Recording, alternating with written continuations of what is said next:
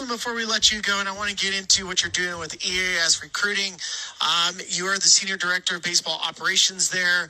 Why is it so important for you to use your perspective and your platform to help out some kids find the right spot for them to go to college? It's kind of like the perfect storm. My son's a junior in high school. He's not a real big measurable guy. To go into EAS, I had a buddy who started this EAS. He started this whole kind of company.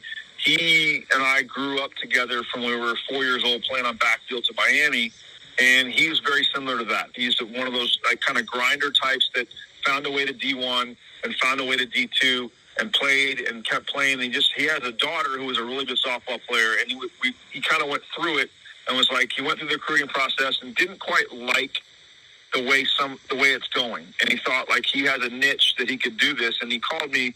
We've always stayed in touch. And he's like, hey, what do you think about, going through this? Because again, it's different from when I went to college, and when we went to college, it was different. So, dealing it through my son, I was like, I would love to be a part of it. So we basically gather all the measurables we can, right, on our guys, that, exit velocity and how hard you throw and all this other pop times. My son's a catcher. And I'm like, but we always end everything with CHP, like hashtag CHP, can he play? And, I joke around and say, you know what, well, if you would have went by measurables out of high school, there's no way I'd be a D1 kid. But that doesn't mean I can't play D1. I think I'm a kind of a liaison between the coaches at these schools and these kids that want to get seen and want to get out there. And I just kind of like, well, you know what? I know what exit velocity says. I know what his bat speed reads and all this stuff. But this kid can flat out play. And it's kind of like a guy that can give eyes on this company to be like, hey, this kid, like, don't give up on this kid because he's not we always call him like the show pony, right? The show pony where the kids are in ninth grade signing and you can tell they're going to be really good players. So it's been a cool, like really neat niche for me. I get a chance to talk to a lot of college coaches. I get a chance to talk to a lot of parents because every parent wants nothing more than to see their kid get a chance to play in college and get their education paid for. So I'm really enjoying that, and I'm going through it with my son and kind of, get him out there and understand that, hey, you know what, like, Steele, like my son's name's Steele. I'm like, Steele, when I was in 11th grade, no one looked at me. And I signed very late out of high school. I signed, I think, in May of my senior year, which is unheard of these days. But we're just trying to, I think Sean has had 128 kids go through his program, and he's placed 100% of them. And there's nothing wrong with D2, D3 NAIA schools.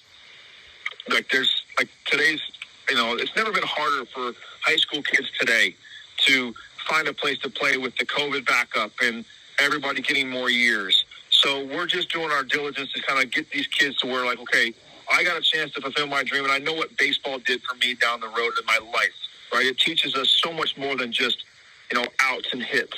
It teaches us how to persevere. It teaches us how to handle failure and to not take no for an answer. And if you keep pushing, that good things happen. And that's kind of why I jumped on. I was like, you know what? I want as many kids as I can to get a chance to experience what I experienced and what it's done for me in my life. And it's something that I'm really enjoying. And hopefully I'll get back into coaching. I'm coaching my son's high school now, but he's got 2 more years, and then after that, I'll kind of reevaluate. But I thoroughly enjoy the college level and dealing with parents and dealing with kids and getting them to sign and get a chance to go play somewhere.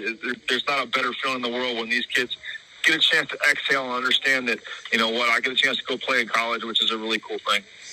That's awesome. Doug, it was great to connect with you. Thank you for your insight on Torrey. Thanks for sharing what you're doing with EAS recruiting.